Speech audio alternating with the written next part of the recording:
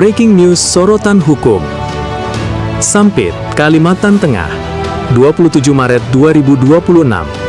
Konflik lahan sawit seluas sekitar 1.800 hektar di Desa Bagendang Tengah, Kecamatan Mentaya Hilir Utara, Kabupaten Kota Waringin Timur, kembali memanas.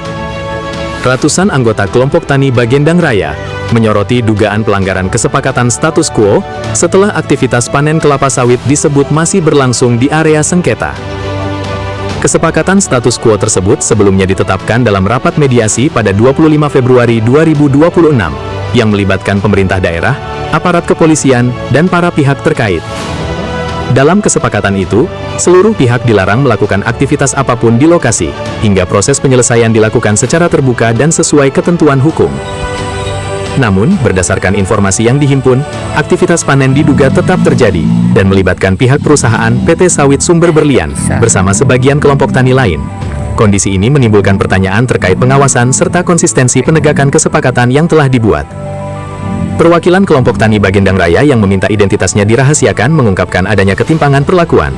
Ia menyebut kelompoknya tidak diperbolehkan memasuki lahan, sementara pihak lain diduga masih melakukan aktivitas di lokasi tersebut.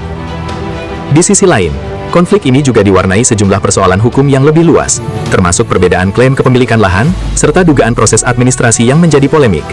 Sejumlah pihak menilai persoalan ini berkembang akibat belum tuntasnya penyelesaian sengketa yang melibatkan berbagai kepentingan.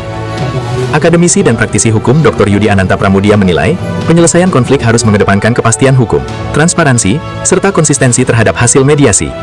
Ia juga menekankan pentingnya kehati-hatian dalam pengambilan kebijakan, agar tidak menimbulkan persoalan hukum baru.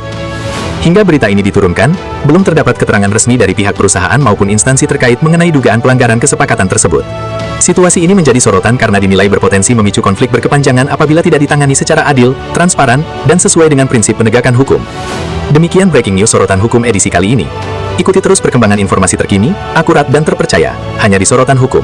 Jangan lupa like, komentar, dan subscribe. Tim Media Sorotan Hukum melaporkan dari Sampit, Kalimantan Tengah.